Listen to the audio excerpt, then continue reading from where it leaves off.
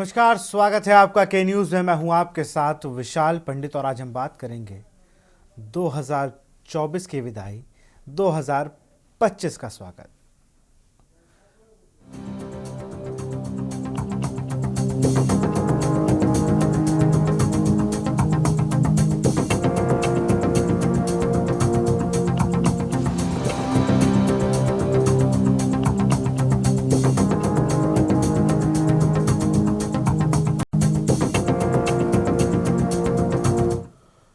साल 2025 का आगाज होने वाला है। रात बजते ही 2024 की विदाई हो जाएगी, नए साल की शुरुआत होगी। पूरी दुनिया में नए साल के स्वागत के लिए जमकर तैयारियां की जा रही है। हर कोई अपने अपने अंदाज में नए साल को वेलकम करने में जुटा है। अलग अलग टाइम जोन के कारण विभिन्न देश अलग अलग समय पर नए साल का स्वागत करते हैं। 41 देश ऐसे हैं जो भारत से पहले नया साल का स्वागत करते हैं। दुनिया में नए साल का जश्न सबसे पहले किरीटिमाटी द्वीप में मनाया जाता है। इसे क्रिसमस द्वीप के रूप में भी जाना जाता है। यह प्रशांत महासागर के अटोल के किरबाती गणराज्य का हिस्सा है। यहाँ का समय भारत से 7.5 घंटे आगे है, यानी भारत में जब 3:30 बजता है तो यहाँ 12 बजते हैं।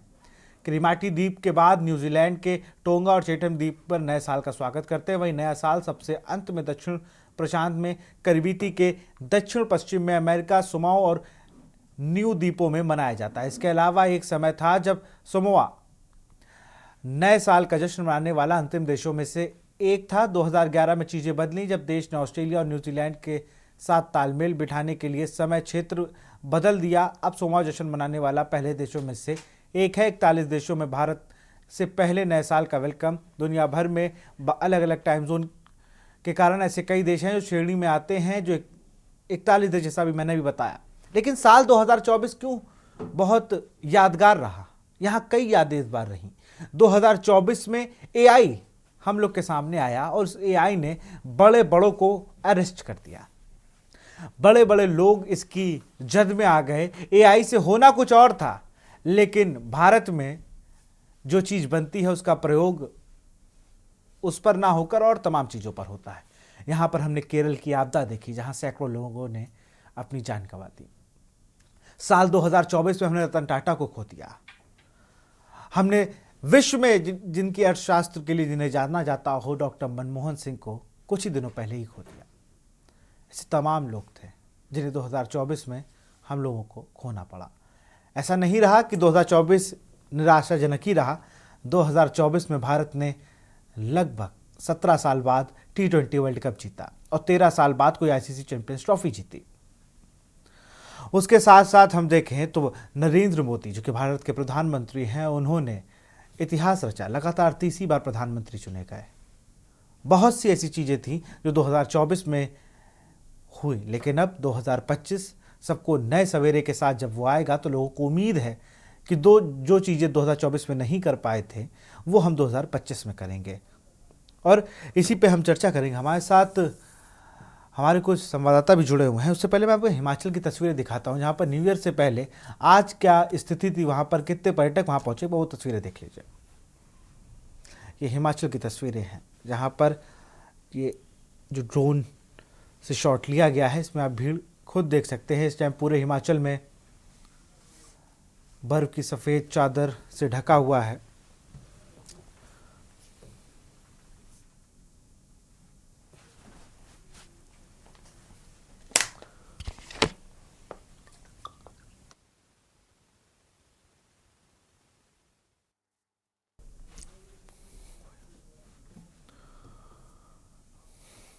ये तो हिल स्टेशन हो गया, लेकिन आस्था भी कम होने का नाम नहीं ले रही है।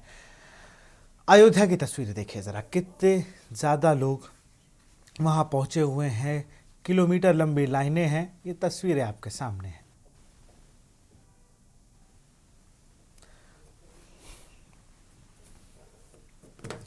ऐसी तमाम चीज़ें हैं। राजस्थान है और क्या क्या 2024 में वो भी है। लेकिन हम सीधे अपने संवाददाताओं के पास चलेंगे। हमारे साथ मधु दरबारी हैं प्रयागराज से।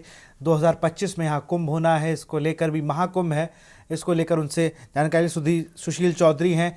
कई लोग हैं जो मथुरा वृंदावन दर्शन करने आते हैं। वहीं से हमारे साथ सुशील चौधरी जुड़े, आशुतोष त्रिपाठी हैं मिर्ज़ापुर से, विंध्याचल धाम वहाँ पर है। हमारे साथ अनिरुद्ध जी हैं, जहाँ पर अनिरुद्ध कुमार पांडे हैं संवाददाता, कौशाम्बी से, वहाँ पे भी शक्तिपीठ है। सारिका गुप्ता हमारे साथ बनी हुई है कानपुर से।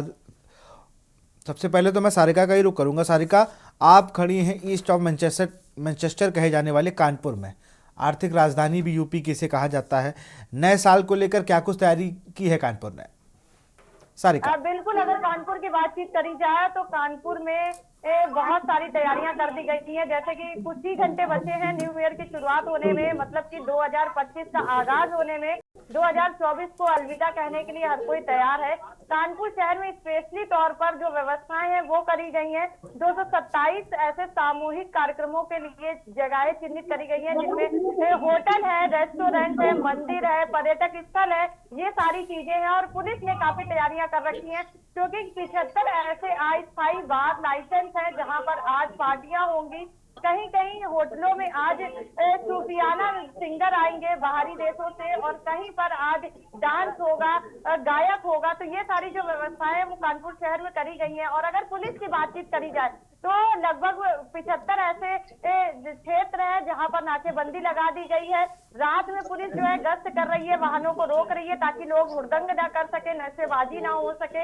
ये सारी चीजें हैं जो पुलिस ने पहले से ही तैयारियां कर रखी थी, और आज जो है ये यहाँ पर कानपुर शहर में दिखाई देगा। इसके साथ साथ अगर बातचीत करी जाए तो मंदिरों में भी विशेष जो आरती के पूजन होता है उसकी अलग से व्यवस्था करी गई है, क्योंकि नए वर्ष की शुरुआत सनातन धर्म में कहा जाता है मंदिरों से करनी चाहिए, भगवान को याद करके करना चाहिए। तो कहीं ना कहीं अब युवा जो है वो सनातनी हो चुके हैं और जो हिंदू धर्म को अपना चुके हैं। तो ऐसे में मंदिरों में भी स्पेशल बैरिकेडिंग लगाकर व्यवस्थाएं करी गई हैं। सड़कों में जाम न लगे, सड़कों में किसी तरीके का हुड़दंग न दिखाई दे, तो सड़कों पे भी जो है गश्त करी जा रही है। पुलिस प्रशासन जो है जितने भी चौराहे हैं वहां पर एक्स्ट्रा पुलिस कर्मियों की तैनाती करी गई है, ताकि वो सभी पर जो है नजर बनाए रखें। इसके साथ साथ जो कंट्रोल रूम बने हुए हैं, कानपुर शहर में स्मार्ट सिटी के तहत एक कंट्रोल रूम बनाया गया जहां पर चौराहों पर निगरानी करी जा रही है। तो बाकायदे कंट्रोल रूम में कर्मियों की तैनाती रहेंगी, जो रात भर कंट्रोल रूम से वॉच करेंगे, देखेंगे कि किस स्थल पर, किस चौराहे पर क्या कुछ हो रहा है। इसके अलावा अगर बातचीत करी जाए कि यहाँ के जो धार्मिक स्थल और होटलों में क्या व्यवस्था होने वाली है, तो स्पेशल तरीके का जो पासेज है वो यहाँ पर इशू किया गया है, ताकि लोग वहां पर जाएं, मनोरंजन करें, मौज मस्ती करें और नए साल की शुरुआत के जो जश्न है उसमें शामिल हो सके। उसके अलावा यहाँ पर जिला अधिकारी द्वारा गाइडलाइन जारी कर दी गई है, पुलिस कमिश्नर द्वारा गाइडलाइन जारी कर दी गई है। रात में 10 बजे जो दुकानें हैं वो बंद हो जाएंगी, 12 बजे जो होटल्स हैं या जो मॉल्स हैं वो बंद हो जाएंगे। उसके बाद जो है यहाँ पर ये सिर्फ पुलिस ही दिखाई देने वाली है यहाँ के रास्तों पर और चौराहों पर, क्योंकि जिस तरीके से जश्न के बाद लोग जो है हुड़दंग करते हैं वो यहाँ पर ना दिखाई दे, अप्रिय घटनाएं ना हो सके। इसको देखते हुए कानपुर में जिला प्रशासन द्वारा पूरी तरीके से एक्टिव मोड पर आ चुका है, और कहीं ना कहीं जो व्यवस्थाएं हैं बिल्कुल व्यवस्थाएं बिल्कुल चाक चौबंद है। पुलिस कमिश्नरेट कानपुर ने भी उसकी पूरी तैयारी कर ली। हम सीधा रुख करेंगे अब मधुर दरबारी का। मधुर, अगर बात की जाए प्रयागराज की तो महाकुंभ है, सुरक्षा के दृष्टिकोण से सारी तैयारियां लगभग पूरी है। अभी सीएम योगी आदित्यनाथ ने भी वहां जाकर समीक्षा करी उस पूरे कार्य की। आज नया साल की जो रात होगी, अगर बात करें हैप्पी न्यू ईयर की जो ईव है, उसको लेकर भी तैयारियां की हैं प्रशासन ने। क्या कुछ तैयारियां की हैं? महाकुंभ में जो है वहां पर साधु संत इसको लेकर क्या कुछ कह रहे हैं? जी किशन, मैं आपको बता दूं कि मैं इस समय जो है यहाँ पे मौजूद हूँ। यहाँ का पॉश एरिया है, यहाँ का सबसे पॉश एरिया है सिविल लाइंस, वहाँ पे मौजूद है। और यहाँ पे आप देखेंगे तो यहाँ पे जो है पूरी रौनक यहाँ पे आपको दिखाई पड़ेगी। जो 2025 का आगाज होने वाला है कल, और 2024 जो है वो आज यहाँ पे उसका समापन है, वो गुड बाय कह रहा है। और उसके साथ साथ मैं आपको बता दूं कि 2024 में खट्टी मीठी घटनाएं दोनों हुई हैं, अच्छी घटनाएं भी हुई हैं। जैसे राम जी की जो प्राण प्रतिष्ठा हुई, उसके बाद प्रधानमंत्री मोदी तीसरी बार वहां पे प्रधानमंत्री का उन्होंने ओथ ली उसके। लेकिन इसके जो 2024 जा रहा है, इसमें जाते अलविदा करते करते एक बहुत दुखद घटना हम लोग के सामने आई, जिसमें पूर्व प्रधानमंत्री देश का जिसको कह सकते हैं कि नवरत्न थे, वो उनको आर्थिक के जो वो एक तरीके से महापुरोधा थे, उनका जो है यहाँ पे उन्होंने दुनिया को अलविदा कहा। ये एक बड़ा ही दुखद अंत जो है 2024 का हुआ है। लेकिन उसके अलावा अगर देखा जाए तो यहाँ पर 2024 में और बहुत सी अच्छी घटनाएं हुई, जिसको जो है हम अच्छी यादों की तरह भी देख सकते हैं। चाहे आप चाहे उसको आप चाहे केंद्र में बनी हुई सरकार को देखिए, जिस तरह से तीसरी बार जो है प्रधानमंत्री बन के आया। अयोध्या में आप देखिए जाकर के वहां पर जिस तरह से अब जो है भगवान राम वहां पर स्थापित हो चुके हैं, जो कि पूरे सनातन धर्म के एक तरीके से सिंबल है। और उसके साथ साथ में आपको जहाँ पे महाकुंभ की बात की आपने, तो महाकुंभ में और साधु संतों में खासा जोश है इसको लेकर के। और नए वर्ष का वो तो मैं कहूंगा कि जिस दिन से औपचारिक यहाँ पे शुभारंभ जो है प्रधानमंत्री मोदी जी ने यहाँ पे 13 दिसंबर को किया है, उसके बाद से ही यहाँ पे जो है साधु संतों में पूरा जोश है। और 13 जनवरी से जो यहाँ पे जो इसका जो है आगाज होने वाला है, जो शाही स्नान होने वाले हैं, इसको अब राशि स्नान कहा जा रहा है, उसको लेकर के यहाँ पे प्रशासन और शासन पूरी चुस्त दुरुस्त है। और सबसे बड़ी बात यह कि हमारे जो सूबे के मुखिया हैं योगी आदित्यनाथ जी सीएम साहब, वो जो है बराबर इसको लेकर के मॉनिटरिंग कर रहे हैं। और मैं आपको बता दूं पिछले 1 महीने में आज 6ठा दौरा उन्होंने यहाँ पे किया है और पूरी तरीके से यहाँ पे वो जो है अधिकारियों को निर्देश देते हुए नजर आए। जहाँ पे जो अच्छा काम किया गया था वहां पे उन्होंने तारीफ की, उसके साथ साथ जहाँ पे उनको कहीं कमी आती थी उसके सख्त निर्देश भी उन्होंने जारी किए कि इन कामों को पूरा किया जाए। वैसे मैं आपको बता दूं कि 10 दिसंबर की लास्ट डेट इस बार दी गई थी, मुख्यमंत्री योगी आदित्यनाथ ने अपने प्रशासनिक अधिकारी को दी थी, लेकिन कुछ कारणों से जैसा कि यहाँ पे जल भराव हो गया था, 1-1.5 महीने यहाँ पे बाढ़ की स्थिति बन गई थी, जिसके कारण जो है हमारा करीब 1 से 1.5 महीने यहाँ पे नुकसान हो गया, जो यहाँ पे तैयारियां नहीं हो पाई। उसको लेकर कहीं ना कहीं 10 दिसंबर को तैयारी जो डेडलाइन थी वो नहीं हो पाई पूरी। लेकिन 31 दिसंबर को उन्होंने फिर कहा था कि मैं डेडलाइन दे रहा हूं, उस तक जो है काम पूरा हो जाना चाहिए। जिस तरह से हम लोग वहां पे जाके जीरो ग्राउंड पे अपनी रिपोर्टिंग कर रहे हैं, तो उसे देख के लग रहा है कि हाँ काफी हद तक जो है काम पूरा हो चुका है। और करीब समझ लीजिए 70 to 80% काम कंप्लीट हो चुका है। जो दो थोड़ा बहुत बचा हुआ है 10-20% वो भी जो है 1 हफ्ते के अंदर पूरा कंप्लीट हो जाएगा। वैसे योगी आदित्यनाथ पूरी तरीके से यहाँ पे मॉनिटरिंग करते हुए नजर आ रहे हैं। और जैसे मैंने आपको बताया कि ये 1 महीने में 6ठा उनका जो यहाँ पे दौरा था और वो पूरी तरीके से सजग है। केवल मुख्यमंत्री योगी आदित्यनाथ जी नहीं, उनके साथ साथ पूरा कोऑर्डिनेशन केंद्र का है। खुद प्रधानमंत्री नरेंद्र मोदी भी यहाँ पे 13 दिसंबर को आए और पूरी तरीके से मैं आपको बता रहा हूँ पूरी टीम बन करके, चाहे वो केंद्र की हो, स्टेट की हो, चाहे आपके प्रशासनिक अधिकारी आपके लोकल लेवल के हो, चाहे रेलवे प्रशासन हो, सब पूरी टीम की तरह एक कोऑर्डिनेशन की तरह यहाँ पे काम कर रहे हैं और इस महाआयोजन को जो है उसको सफल बनाने की कोशिश कर रहे हैं। और जैसा कि मैं आपको बता दूं कि नए साल का आगाज कल हो जाएगा और उसको लेकर के खासा उत्साह जो है, पूरी तैयारियां शहर में हो रही हैं। और इसकी तैयारियां केवल यहीं पे नहीं हो रही, इसकी तैयारियां मैं आपको बता दूं पिछले 6 महीने से हो रही, क्योंकि जो महाकुंभ का जो काम होने जा रहा है वो अपने आप में ही एक अनूठा काम है। बिल्कुल मधुर, बने रहिए, भी आपसे और तमाम जानकारी लेंगे। हमारे साथ सुशील चौधरी मौजूद हैं मथुरा से। सुशील, हाल ही के कुछ सालों में एकदम से मथुरा पर जो भक्तों का तांता है खूब लगता है। मुझे कुछ खास तारीख है कि 31 दिसंबर को है आज, जैसे आज यहाँ पर भक्तों का तांता बहुत लगा है, भीड़ भी बता रही है। क्या कुछ तैयारियां की हैं वहाँ के प्रशासन ने? क्या कुछ लोगों का मानना है कि राधा रानी और बांके बिहारी के समक्ष आकर अपने नए साल का आगाज करना?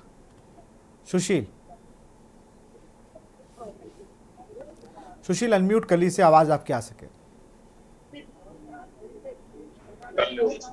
जी, मैं आपको बता दूं कि आज 2024 की विदाई है 31 दिसंबर। कल 2025 का आगाज है, जिसके बाद पूरे देश में नव मनाई जाती है। मथुरा वृंदावन की बात करें तो ये ब्रज है, यहाँ पे जो भक्त हैं वह अपने आराध्य के साथ 2025 के शुरुआत में दर्शन करने आते हैं। दर्शन करने के बाद अपने आराध्य के साथ वह नए वर्ष बनाते हैं। जैसे आज ही जो लोग आए वह 2024 की बधाई के लिए ठाकुर जी को बोलेंगे कि आज जिस तरीके से साल खत्म हो रहा है, हमारे जिंदगी दुख सोचे वो सारे 2000 इसी दिन के साथ खत्म हो जाए और 2025 की जो शुरुआत होगी वह ठाकुर जी के चरणों में हो। यहाँ पे जैसे ब्रज है, यहाँ पे मैं इस समय पे गेट नंबर 1 पे जन्मभूमि खड़ा हूँ, जहाँ पे देख सकते हैं किस तरीके से जो लोग हैं, जो भक्त है वह कतारों में लगे हुए हैं, अपने आराध्य के दर्शन करने के लिए आए हुए हैं। जिस तरीके से हर वर्ष की बात है, जिस तरीके से कोरोना काल गया है उसके बाद अगर देखा जाए तो जिस तरीके से आस्था बढ़ी है, वह एक काफी जो भक्त हैं वह आस्था में डूबे हुए नजर आते हैं। यहाँ जो डेली हजारों लाखों की संख्या में भक्त अपने आराध्य के दर्शन करने के लिए पहुंचते हैं और अपने आराध्य से के दर्शन करने के लिए भी आए हैं, जहाँ प्रशासन द्वारा भी चाक चौबंद व्यवस्था की गई है। जिस तरीके से जाम की स्थिति रहती है उसको नई वर्ष को लेकर रूट डाइवर्ट किए गए हैं, जिससे कि जो भक्त हैं उनको कोई भी परेशानी नहीं आए। आप देख सकते हैं तस्वीरों में किस तरीके से जो भक्त हैं यहाँ पे दर्शन करने के लिए आए हैं। प्रशासन द्वारा भी सारी चाक चौबंद व्यवस्था की गई है। जिस तरीके से यहाँ जो भक्त आते हैं वह एक लाखों हजारों की संख्या में अपने आराध्य के दर्शन करने के लिए आते हैं। तस्वीरों में आप देख सकते हैं किस तरीके से जो बांके बिहारी की मंदिर की बात करूं या राधा रानी की बात करूं या जन्मभूमि की बात करूं, हर जगह जो जन सैलाब है वो भक्त है अपने आराध्य के दर्शन करने के लिए पहुंचते हैं। जो जैसे नई नववर्ष बनाने के लिए जो लोग हैं वह अन्य जगहों पर जाते हैं, लेकिन कोरोना के बाद देखा जा रहा है कि यहाँ जो भक्तों का सैलाब है लगातार बढ़ता जा रहा है। यहाँ जो भक्त हैं अपने आराध्य के पास आए हैं, जो कि यहाँ अपने आराध्य को नववर्ष की बधाई देंगे और अपने नई साल की शुरुआत करेंगे जी। बिल्कुल। हमारे साथ कौशाम्बी से मौजूद है। अनिरुद्ध, कौशाम्बी में क्या स्थिति? आप शक्तिपीठ पर खड़े हैं, उसका थोड़ा इतिहास बताइए और किस तरीके से वहां पर लोग पहुंच रहे हैं। अनिरुद्ध। विशाल जी, आपको बताना चाहूंगा 51 शक्तिपीठ धाम पे इस समय मौजूद हूँ, जहाँ पे आपको कैमरे पे दिखाया रहा है कि ये माता शीतला का धाम है। और अंदर भी आप चाहेंगे तो अंदर की जाके भी तस्वीरें दिखाना चाहूंगा। यहाँ के अध्यक्ष जी है, जो पंडा समाज के पुरोहित है, उनसे भी बात कराना चाहूंगा कि क्या क्या यहाँ की विशेषताएं हैं। आप बात करें, क्या क्या विशेषताएं हैं जी भाई साहब? जय माता दी। जय मैं माता दी। आत्मा प्रकाश मंदिर प्रबंध समिति का वर्तमान अध्यक्ष हूँ। और जैसे कि आप देख रहे हैं, ये माता शीतला का 51 शक्तिपीठों में 21वां शक्तिपीठ माता शीतला का यह स्थान है। यहाँ माता सती का दाहिने हाथ का कर गिरा था, जो हमारे गर्भ में विराजमान है। इसी से इसका नाम तड़ा धाम। और जैसे कि यहाँ की मान्यता है, आप यहाँ सच्चे मन से माता की स्तुति करें और कुंड भरवाएं, आपकी सभी मनोकामना पूर्ण करें। और हमारी माता पूर्वांचल की इष्ट देवी माता शीतला। अध्यक्ष जी ने जैसे बताया कि यहाँ पे माता का दाहिना हाथ विराजमान है कुंड में, और वह यहाँ पे जलहरी से भरा कर मानता है जो मांगी जाती है वो पूरी की जाती है। जैसा कि नया वर्ष तो अनिरुद्ध, एक बार जरा हमारे दर्शकों को माता के दर्शन भी करा दीजिए। आप थोड़ी दूरी पर खड़े हैं जिस, और वहां पर कोई भक्त हो तो उनसे भी बात कर लीजिए। जी जी, मैं तुरंत जा रहा हूँ विशाल जी। मैं माता जी के भी आपको दर्शन करा रहा हूँ। सभी लोगों को दर्शन भी हमारे टीवी के चैनल के माध्यम से सभी लोगों को माता जी के दर्शन मिलेंगे। और यहाँ पे पुरोहित जी भी मौजूद हैं, जो माता जी के कैमरामैन दिखाइए माता जी को। ये विशाल जी माता जी हैं। 51 देवियों में शक्तिपीठ शीतला धाम है, जहाँ पे ये कुंड बना हुआ है। और इसी कुंड में माता जी का हाथ विराजमान है, पंजा, हाथ का पंजा दाहिना। जैसे पंडित जी पुरोहित जी भी मौजूद हैं। विशाल जी देख जी बिल्कुल। सकते हैं आप। बिल्कुल, जरा पुरोहित जो वहां मौजूद है उनसे बात करिए। जी जी जी विशाल जी, मैं बात करा रहा हूँ, लगे रखना। क्या विशेषताएं हैं माता जी की? यहाँ माता जी का दाहिने हाथ का कर गिरा हुआ है, जिसको कहते पंजा। जी लोग नहीं जान पाते हर देवी को, जी। तो पंजा से बताया जाता है इसका है। जी तो ये कुंड है, फूल होती है, कोई जल से कोई शक्कर से, कोई मीठा से, हर तरीके से ये भराया जाता है। अच्छा, इस कुंड की विशेषताएं बताएंगे कि इसमें इस कुंड को भराया जाता है तो इससे क्या क्या मान्यताएं पूरी होती हैं? जैसे कोई नौकरी मांगता है, बच्चे है नहीं होता किसी को, तो वो मानते हैं कि माता जी हमको लड़का दीजिए तो हम आपके जलहरी भराएंगे। और नौकरी है, मांग लिए कि माता जी की आप नौकरी लगाएंगे, फल से भराएंगे। तो इससे यही सारे मान्यता शुरू होते हैं, खड़े होकर मांगने। जैसे विशाल जी यहाँ के पुरोहित हैं, उन्होंने बताया माता जी का ये कुंड है, कुंड को दिखाया जाए कि इस कुंड में जलहरी, दूध से जलहरी या फल से जलहरी भरा जाए, मानता ली जाए। इस जगह पे खड़े होके मानता ली जाती है तो वो सारी मानताएं पूर्ण की जाती हैं। माता शीतला के सामने ही विराजमान ये कुंड भी है। जी विशाल जी बिल्कुल, आप बने रहिए हमारे साथ। हमारे दर्शकों को आपने जिस तरीके से जो शक्तिपीठ है उनके दर्शन कराए। अनिरुद्ध, बने रहिए हमारे साथ। हमारे साथ आशुतोष त्रिपाठी हैं मिर्ज़ापुर से। आशुतोष, मिर्ज़ापुर में नए साल को लेकर क्या तैयारियां हैं, किस तरीके से वहां भक्त आ रहे हैं मिर्ज़ापुर दर्शन करने मां विंध्यवासिनी के? जी, हम आपको बता दें कि नववर्ष लेके जो है मिर्जापुर में यहाँ पे प्रशासन द्वारा सुरक्षा व्यवस्था के काफी इंतजाम किए गए हैं। कल रात से जो है यहाँ पे भारी वाहनों का प्रवेश वर्जित हो गया है। यहाँ पे भारी वाहन जो है नहीं आ पा रहे हैं। और हम आपको बता दें कि जो यहाँ पे जितनी भी सुरक्षा व्यवस्था है, श्रद्धालुओं को लेके सुरक्षा व्यवस्था के पुख्ता इंतजाम किए गए हैं। चप्पे नव वर्ष को देखते हुए पुलिस प्रशासन जिला द्वारा यहाँ पे माता की चरण स्पर्श पे रोक लगा दी गई है। और अगर हम बात करें यहाँ की व्यवस्थाओं की, तो आप देख सकते हैं कि यहाँ पे सभी गेट पे पुलिस व्यवस्थाओं की तैनाती की गई है। सभी श्रद्धालु जो है यहाँ पे आ रहे हैं, आने बारी से आ रहे हैं। साफ सफाई जिला प्रशासन द्वारा साफ सफाई के इंतजाम किए गए हैं। हर चप्पे चप्पे पे तैनाती की गई है। भारी भीड़ को देखते हुए जिला प्रशासन पुलिस प्रशासन सतर्क है। जी जी बिल्कुल, बने रहिए आप सभी हमारे साथ, अभी आपसे और भी जानकारी लेंगे। और यहाँ पर हमारे साथ सामाजिक कार्यकर्ता गोपाल राय और पूर्व आईपीएस जयप्रकाश भी जुड़ चुके हैं, लेकिन इनसे चर्चा करेंगे एक छोटे से ब्रेक के बाद। ब्रेक के बाद आपका स्वागत है। हमारे जयप्रकाश जी हैं, पूर्व आईपीएस। सर, आप ही का रुख करूँगा। नई साल की जब उससे पहले की एक रात होती है, तब यहाँ पर पुलिस के लिए बहुत ही ज़्यादा टेंस मूवमेंट होता है, उसको सुरक्षा व्यवस्था के लिहाजे से और अपने आप को सड़क पर सुरक्षित रखना भी एक बहुत बड़ा टास्क होता है। ये नए साल को लेकर पिछले कुछ सालों से चलन में आ गया। जयप्रकाश जी, देखिए विशाल जी, आपको भी और जो लोग यहाँ आपके दर्शक हैं वो सबको आगामी नव वर्ष की बहुत बहुत हार्दिक शुभकामनाएं। सर आपको भी बहुत बहुत शुभकामनाएं। थैंक यू भैया। ये जहां तक पुलिस की समस्या है और पुलिस की तैयारी की बात है, निश्चित रूप से प्रदेश की पुलिस अपने अपने क्षेत्र में जहां जिसका जुरिडिक्शन है, सब लोग बहुत अच्छी तैयारी करते हैं, क्योंकि खास करके ऐसे मौकों पर दो तीन तरह की समस्याएं आती हैं। एक तो लिक्वर का उपयोग कर करके ड्राइविंग करना, उससे एक्सीडेंट की संभावनाएं रहती हैं। दूसरी संभावना रहती है कि ज़्यादातर लोग आधी रात को सड़क पर निकल लेते हैं तो जाम की समस्या रहती है। रैश ड्राइविंग की कुछ ऐसे लड़के होते हैं जो रैश ड्राइविंग मोटरसाइकिल लेकर के फर्राटा भरते हैं, उससे एक्सीडेंट के बहुत चांसेज रहते हैं। और कुछ जगहों पर ऐसा होता है जहां पे लोग बहुत तेज आवाज में डीजे बजा के डांस वगैरह करते हैं, जिससे बहुत सारे लोगों को परेशानी होती है। ये कुछ तरह की समस्याएं हैं, तो पुलिस उस हिसाब से अपनी डिजाइन करती है, उसी हिसाब से पुलिस की ड्यूटी लगती है, पेट्रोलिंग होती है और ऐसे जगहों पर पिकेटिंग होती है और अच्छी खासी संख्या में पुलिस के लोग लगते हैं जहां पर इस तरह की घटनाओं के होने के ज्यादा चांसेज रहते हैं और पुलिस विजिबल हो, जिससे ऐसे खुराफाती तत्व पुलिस को देख करके ही वो अपनी ऐसी कोई गतिविधि न करें।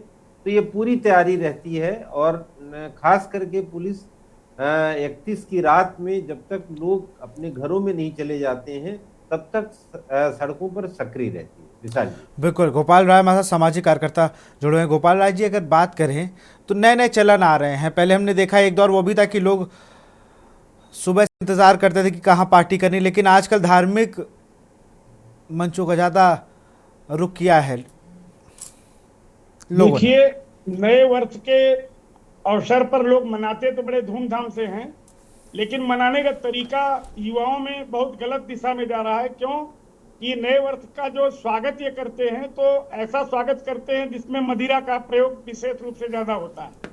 और ऐसी स्थिति में हम ये कहते हैं कि जब कोई भी आदमी नए साल का मनाना हो तो मंदिर में जाके दर्शन करिए, अपने माँ बाप की सेवा करिए और अगर कुछ संभव हो तो गरीब बच्चों के और जो विधवा आश्रम है वहां जाकर के करिए। इससे बढ़िया नया वर्ष का स्वागत कर ही नहीं सकते।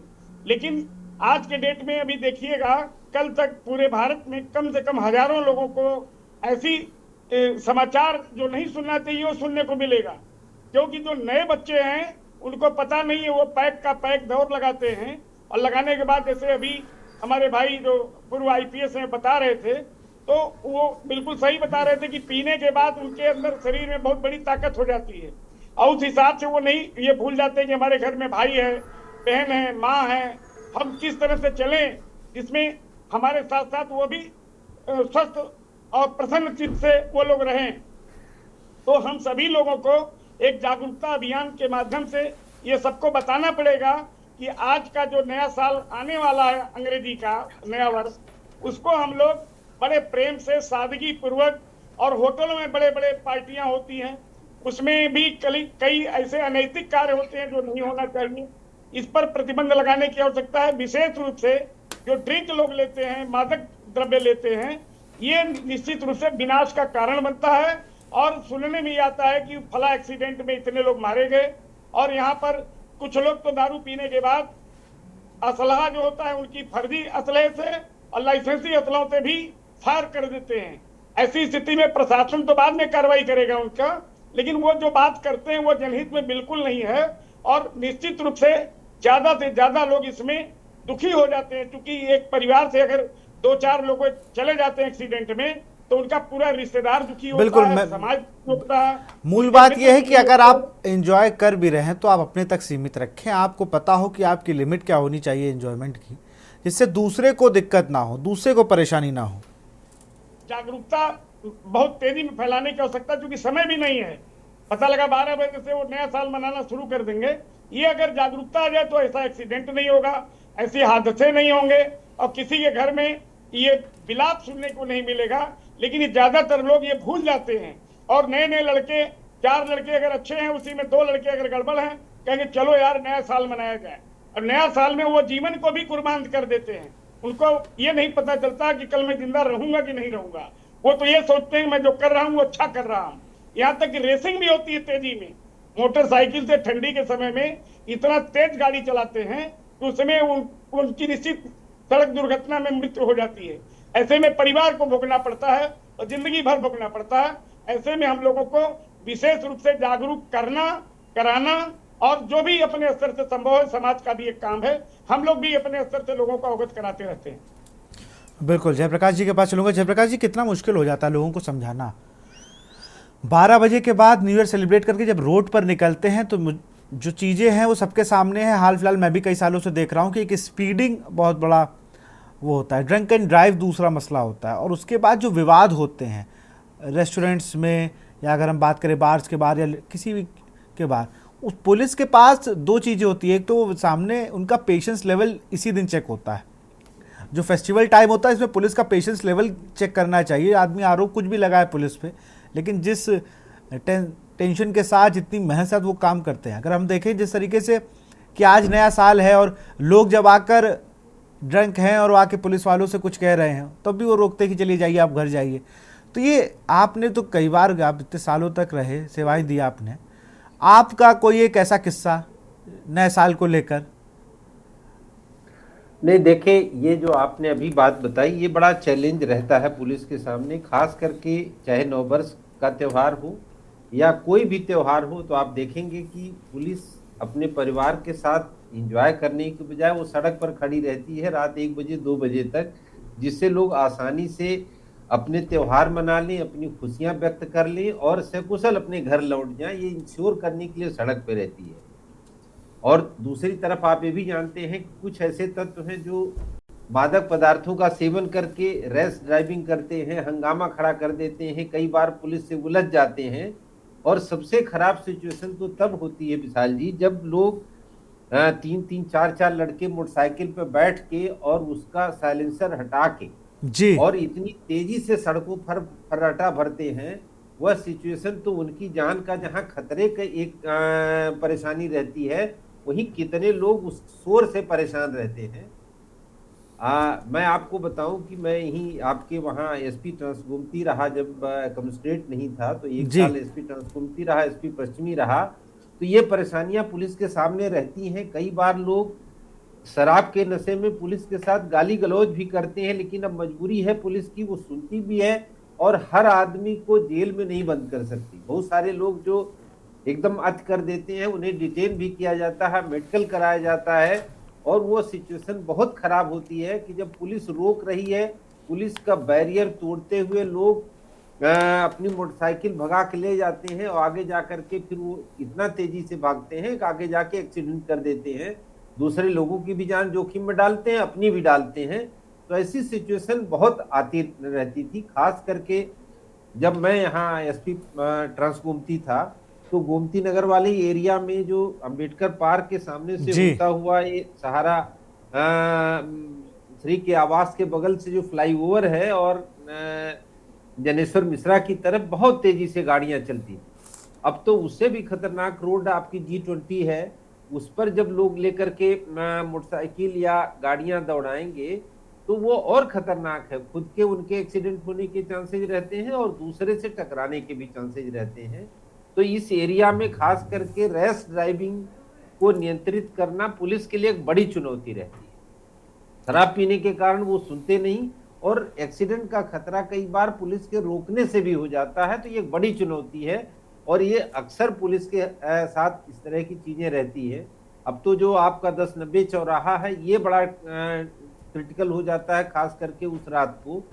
एक तो वहां भीड़ बहुत हो जाती है और दूसरे तरफ से तमाम रैश ड्राइविंग करते हुए लोग आते हैं, तो 1090 पर भी एक्सीडेंट होने के तमाम चांसेस रहते हैं। विशाल, बिल्कुल बिल्कुल। गोपाल राय जी, सामाजिक तौर पर अगर हम देखें, ठीक है, आज एक रात जाएगी, कल एक नया सवेरा होगा और उसमें हम लोग को ज़रूरत ये रहेगी कि हमारे समाज, जैसे अभी आप जिन चीज़ों को लेकर आप शिकायत कर रहे थे, शिकायती लहजा ये है कि भाई अब युवा ये कर रहा है, युवा को इन सबको रोकना चाहिए। समझना ये कुल मिला के बात ये है कि ये जो हो रही चीज़ें आज से नहीं हो रही हैं, लेकिन इतनी नहीं होती थी जैसे पहले 10 साल या 15 साल पहले होता था। हमें याद है कि जब नया साल होता था तो दूरदर्शन या फिर कोई और चैनल लग जाता था कि भाई आज अवार्ड शो आएंगे या कुछ होगा। अब आज की डेट में टीवी नहीं खुलता है क्योंकि सारे होटलों में और सारे रेस्टोरेंट्स में आपको न्यू ईयर की शाम बितानी है, वहाँ पर आपको एंजॉय करना है। मूल मुद्दा यह है कि हम लोगों ने खुद अपने आप को वेस्टर्न कल्चर में भेजने का काम किया, इसी वजह से तो ये सब हो रहा है। लेकिन वापस लौट के वो बूमरैंग की तरह वापस आ रहे हैं। अब फिर मंदिरों का रुख होने लगा है और अब वहाँ पर भीड़ें होने लगी हैं। गोपाल राय जी, देखिए, सबसे बड़ी चीज ये है कि अभी मैं बताऊं कि हम लोग सामाजिक जीवन में ये देख रहे हैं कि लोग अपना अपना प्रदेश छोड़कर भी पहाड़ी इलाकों में पहुंच गए हैं। पहाड़ी इलाकों का मतलब ये है कि श्रीनगर जैसे क्षेत्र में, नैनीताल, उत्तराखंड क्षेत्र में, अन्य जगहों पर चले गए हैं लोग, इसलिए कि वहां पर बिल्कुल दूर रहेंगे और एंजॉय करेंगे। एंजॉय करना अच्छी चीज है, लेकिन वहीं एंजॉय मैंने पहाड़ों पर भी ड्रिंक करने की सूचना देखने को मिलती रहती है। कुछ लोग तो ऐसे पहाड़ों से गिर जाते हैं और लाश खोजने में पुलिस को बड़ा समय लगता है। इसमें सक्रियता और सूझबूझ बहुत आवश्यक है, क्योंकि अगर सक्रियता सूझबूझ नहीं लोग करेंगे तो वास्तव में परिवार को पछताना पड़ता है। और ये परिवार कितना मना करेगा? जैसे युवा है, एक बार बता देगा, दूसरी बार तो घर में गार्जियन को कहने की भी हिम्मत नहीं होती कि वो कह देते हैं कि हम आपसे क्या मतलब। ऐसे भी बहुत बच्चे हैं जो संस्कार तो पाए अच्छा, लेकिन फिर भी उनके दिमाग में आता है कि मेरे कार्यक्रम में वो बाधक बन रहे हैं हमारे गार्जियन। तो उनको भी सोचना चाहिए, दोनों पक्ष को सोच करके, और हमें क्या अच्छा है क्या बुरा है। हम ड्राइव कर रहे हैं, हो सकता है कि ब्रेक भी फेल हो सकता है। तो ऐसी स्थिति में हम सभी लोगों को जागरूकता अभियान चलाने की आवश्यकता है। और नशा तो बिल्कुल नहीं, नशा कुछ भी न करे तो बहुत अच्छा है, क्योंकि नशा नहीं करेंगे तो उनका दिमाग सही काम करेगा, संतुलन में वो गाड़ी चलाएंगे और न कोई गलत आचरण करेंगे। आप देख रहे हैं वो होटल में पार्टियां हो रही हैं, उसमें आजकल टिकट लगता है। टिकट के साथ साथ क्या है कि लड़की लड़का का जोड़ा जाता है और 5 पैक 6 पैक 7 पैक ले लेते हैं, एक दूसरे को टच करने की प्रक्रिया रहती है, उसमें मार हो जाती है, गोली चल जाती है, कभी कभी तो ये होता है कि लाश भी गिर जाती है। तो ये सब चीजों से नशा मेन इसका कारण है। तो नशा नाश करती है, इससे दूरी बनाए रखना चाहिए। और समाज में जितने सामाजिक लोग हैं इस चीज को अपने स्तर से जितना भी फैला सकें, लोगों से मिल सकेंगी। और जितने आपके दर्शक हों, वो जो देख रहे हों आपका चैनल, उनसे भी मेरा ये अनुरोध है कि अपने बच्चों को बताएं कि बेटा दिन बहुत अच्छा नहीं है रात में घूमना टहलना या शराब पीना या कोई भी नशा करना, क्योंकि नशा के लिए लोग चोरी भी करते हैं, झूठ भी बोलते हैं, क्योंकि पैसा माँ बाप के पास नहीं है तो वो आवश्यकता पड़ने पर बर्तन भी पीतल तक का बेच देते हैं। तो हमारा यही अनुरोध रहेगा सबसे कि कम से कम इतना जरूर ध्यान रखें कि हमारा परिवार भी है, हम बच्चे हैं, हमारे ऊपर माँ बाप का बड़ा उम्मीद है, क्योंकि बुढ़ापे का सहारा जो होता है बच्चे होते हैं, चाहे वो कितनो दौलत क्यों ना हो, दौलत काम नहीं देती। तो ऐसे में हम सभी लोगों को एक जागरूकता के माध्यम से, बिल्कुल। मैं जरा जयप्रकाश जी का फिर से रुक करूंगा। जयप्रकाश जी, अगर बात करें गाइडलाइंस की, तो मैं गाइडलाइंस देख रहा हूं कि 12 बजे आपकी जो आपके हैं रेस्टोरेंट्स को बंद करा दिया जाए और 10 बजे से दुकानें बंद करा दी जाएंगी। तो पुलिस ने एहतियात के तौर पर हर साल की तरह गाइडलाइन है में, लेकिन इस बार मैं पुलिसिंग को देख रहा था कि इस बार 3 दिन पहले से, मतलब क्रिसमस वाले दिन तो चेकिंग और वो सारी चीज़ें थी, लेकिन 27 तारीख से आज सुबह दिन भर उन चौराहों पर जहाँ पर कुछ भी लग रहा था कि हाँ भाई यहाँ पर रश ज़्यादा रहता है, यहाँ पर दिक्कतें ज़्यादा आती, वहाँ पर सुबह से ही इन्हेलर लेकर पुलिस तैनात है और बाकायदा सारी गाड़ियों की चेकिंग कर रही है, क्योंकि वो बिल्कुल पुलिस ये नहीं चाह रही है कि कुछ घटना हो और किसी का नया साल खराब हो। तो गाइडलाइन को लेकर पालन कराना ये एक सही तरीका लगता है मुझे कि आप एक समय से पहले अगर आप कर लेंगे तो रात तक काफ़ी चीज़ें कंट्रोल में हो जाएंगी, लोग सड़क पे तो कम से कम आराम से ही चलेंगे। नहीं, निश्चित रूप से विशाल जी जो बात आपने बताई, ये सुबह से पुलिस सक्रिय है, तो जो लोग सड़क से पास कर रहे होंगे और वो ये चीज़ देख रहे हैं तो वो अपने परिवार में, अपने मित्रों को, अपने जानने वालों को कम्युनिकेट भी करेंगे। और जो लोग जिनने सड़क पर देखा है वो तो सतर्क होंगे ही होंगे। जो लोग घरों में हैं उनने प्लान किया कि हम रात में निकलेंगे और ऐसे निकलेंगे वैसे निकलेंगे, उनको पहले से ही संदेश होगा कि भाई पुलिस सतर्क है और यदि आप पकड़े गए तो आपका चालान हो सकता है, शराब पी के आप चलाएंगे। तो पुलिस की ये अलर्टनेस एक बहुत अच्छी बात है, इससे प्रचार प्रसार में बहुत मदद मिलती है।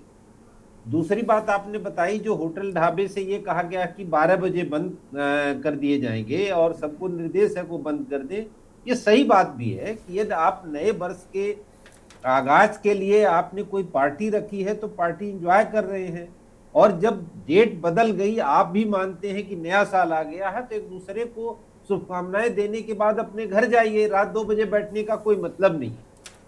तो जो ये होटल ढाबे वालों को ये संदेश दिया गया है कि रात 12 बजे के बाद आप होटल ढाबे बंद करेंगे, तो निश्चित रूप से लोग पीने खाने के बाद, जब तक पुलिस सक्रिय है, लोग सक्रिय हैं, तब तक लोग अब सकुशल अपने घरों को चले जाएंगे, कोई घटना नहीं होगी, किसी की जान जोखिम में नहीं होगी। और जो खुराफाती तत्व होंगे उनको बड़े आसानी से पुलिस पहचान करके उन्हें को घरों तक पहुंचा सकेगी। अब जैसा कि आप सब ने बताया कि अब तो एक अन्यास का ये जबरदस्ती का प्रचलन चला है कि लोग सड़कों पर एंजॉय करते हैं। खुशी तो घरों में और अपने किसी टेबल पर भी बैठ के जाहिर की जा सकती है, केवल रोड पर ही लोगों को दिखा के कि हम बहुत खुश हैं और नए साल के आने से या पुराने के जाने से दिखावे की दुनिया में कुछ ज़्यादा ही हो गया है। तो मेरा भी लोगों से ये अनुरोध है कि आप खुशी मनाइए और हम सबको खुशी होगी कि आप खुश हैं, पूरा अपना देश खुश हो, सारे लोग खुश हो, इससे खुशी तो हर इंसान को होती है। लेकिन खुशी का इजहार ऐसा न करें कि खुद भी अपनी जान जोखिम में डालें और दूसरे लोगों को भी जान जोखिम में डालें। ये पुलिस का प्रयास हमेशा यही रहता है। विशाल जी, मेरे मन में एक बहुत देर से सवाल है, पुलिस में जो लोग होते हैं ये नया साल कैसे मनाते हैं? चलिए 31 की रात को तो ड्यूटी हो गई, अगले जब नया साल आता है तो वो कैसे सेलिब्रेट करते हैं? होली का तो मुझे पता है कि अगले दिन होली हो जाती है, बाकायदा सारे अधिकारी वहाँ मिलते हैं। नए साल को कैसे सेलिब्रेट करती है पुलिस? तो देखिए, ये आप भी जानते हैं कि पुलिस वाले भी परिवार वाले हैं, तो परिवार कहीं और जाके अपना जैसे भी खाना पीना खा लेता है, कुछ और चीजें देखना सुनना चाहता है तो देख लेता है। सामान्यतः पुलिस वाला नया साल सेलिब्रेट सड़क पर ही करता है, अपने दोस्तों के साथ, जिसके साथ ड्यूटी पे खड़ा होता है उसी को वो कहता है, और जो हित मित्र बहुत करीबी हैं उनको फोन से कह दिया। कहीं मुझे नहीं लगता कि इस तरह की हम पुलिस में, हमने 30 साल की नौकरी में ये देखा हो कि पुलिस ने कोई नई पार्टी की हो। हाँ, एक कुछ परंपरा कुछ पुलिस लाइंस में और पुलिस अफसर के बीच रही है कि 1-2 दिन के बाद पुलिस लाइंस में भी इस तरह का नव वर्ष मिलन का कार्यक्रम रखा जाता है, पुलिस अफसर मेस में भी रखा जाता है। वहाँ पुलिस अफसर इकट्ठा होते हैं, एक दूसरे को नए वर्ष की बधाई देते हैं और शुभकामनाएं देते हैं, तथा कुछ खाने पीने का कार्यक्रम रहता है। इस तरह की परंपराएं हैं, खास करके जो शहरी एरिया है वहाँ की पुलिस लाइन में तो हर जगह ऐसा कुछ न कुछ कार्यक्रम रहता है। वो पहली तारीख दूसरी तारीख को रहता है जब सकुशल संपन्न हो जाता है इस तरह के कार्य। बिल्कुल बिल्कुल। गोपाल राय जी, आप कैसे मनाते हैं नया साल? कि हम लोग तो अपने मित्रों को और अपने परिवार में, बस एक परिवार के बीच में ही और यही हम संदेश भी देना चाहते हैं कि जिसको पार्टी भी मनानी हो तो अपने यार दोस्तों के साथ अपने घर में ही मनाएं, और जो भी व्यंजन आप होटल में खाते हैं उससे बढ़िया घर पर तैयार हो जाएगा और कम पैसे में शुद्ध चीज मिल जाएगी।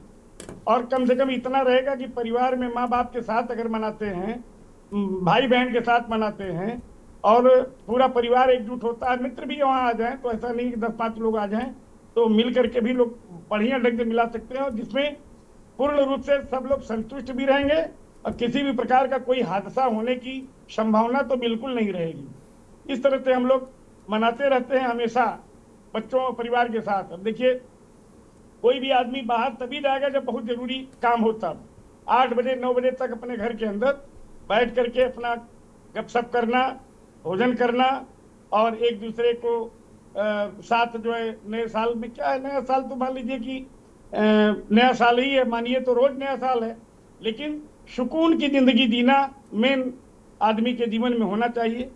और ऐसी स्थिति में अपने फैमिली के साथ जो लोग मनाते हैं वो बहुत अच्छा उनका समय भी बीतता है और बढ़िया नींद आएगी, और ड्रिंक से बचेंगे, और गलत शोहरत, एक कहावत है ना, गलत संगत जब रहती है किसी का तो बर्बाद होने का समय बिल्कुल नजदीक आ जाता है।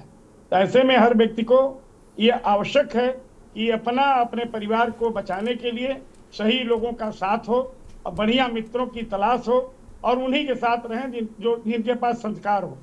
तो घर पर जो आप त्योहार आते हैं उसका रिकॉर्ड ताज होटल में नहीं मिल पाएगा। ताज में जरूर होगा कि आपके पैसे ज्यादा खर्च होंगे और उसमें आपको लगेगा मैं ताज में गया था, लेकिन एक घर पे 1 कप चाय पी लीजिए, एक वहां पी लीजिए, एयरपोर्ट पर 1 कप पी लीजिए, बहुत अंतर आएगा। जो घर में आपको 10 रुपए में चाय मिल जाएगी वो 150 रुपए में एयरपोर्ट पर नहीं मिल पाएगी। तो ऐसी स्थिति में घर घर होता है और फैमिली होती है, एंजॉय करने का आनंद ही अलग आता है। तो मैं यही आपके माध्यम से कहना चाहूँगा कि लोग आपस में मिलजुल करके और बढ़िया ढंग से अपना त्यौहार को मनाएं। त्यौहार क्या, हर प्रकार के त्यौहार आते रहते हैं हमेशा। नया साल हो गया, दीपावली है, होली है, मकर संक्रांति आने वाली है। मकर संक्रांति में आप देखते होंगे कि कोई आदमी गलत नशा वशा नहीं करता है। तहरी भोज का या खिचड़ी लगभग 14 तारीख को सबके घर में बनती है जो सनातन धर्म के लोग हैं। तो ये चलिए जल्दी से एक आखिरी संदेश जो आप देना चाहते हो समाज को नए साल को लेकर। यही संदेश मैं देना चाहता हूं कि आप सभी लोग जहां भी रहिए ये जागरूकता जरूर फैलाइए कि ऐसा कोई कार्य न करिए, ऐसा कोई नशा न करिए कि ये जो नया वर्ष है किसी हादसे का वर्ष हो और नात रिश्तेदार और मित्र ये आपको उस रूप में याद करें। इससे बचें और मजबूती ढंग से और बड़े प्रेम पूर्वक सौहार्द तरीके से नववर्ष को मनाएं। बिल्कुल। जयप्रकाश जी, एक आपको संदेश जो देना चाहते हो लोगों को। देखिए विशाल जी, मेरी सबको यही शुभकामना है कि नए साल में हमेशा आदमी को एक अच्छा संकल्प लेना चाहिए कि मैं नए साल में एक अच्छा इंसान बन के दिखाऊंगा, ये अच्छाई अपने अंदर पैदा करूंगा, किसी महापुरुष की जो अच्छाई उसे अच्छी लगती हो उसकी नकल करके उस रास्ते पर चलने का प्रयास करूंगा। और यदि हमारे अपने दोस्तों से या किसी जानने पहचानने वाले से अपने प्रति कोई गलती हुई हो तो उस गलती को बड़ा दिल करके उसे माफ करके आगे बढ़ना चाहिए और एक अच्छे इंसान के रूप में अपने को स्थापित करने का संकल्प लेना चाहिए। यही नववर्ष के लिए उसके लिए सबसे बड़ी उपलब्धि होगी। विशाल बिल्कुल। गोपाल राय जी, जयप्रकाश जी, आपका बहुत बहुत शुक्रिया। उन सभी संवाददाताओं का बहुत बहुत शुक्रिया जो हमसे जुड़े और उन्होंने नए साल को लेकर अपने अपने जिलों के बारे में बताया कि 2024 की विदाई कैसी हो, 2025 का आगाज़ कैसा होगा। फिलहाल के न्यूज़ की तरफ से भी आपको आगामी नववर्ष की बहुत बहुत शुभकामनाएं। तो फिलहाल इस कार्यक्रम में इतना ही। देखते रहिए के न्यूज़ इंडिया। नमस्कार।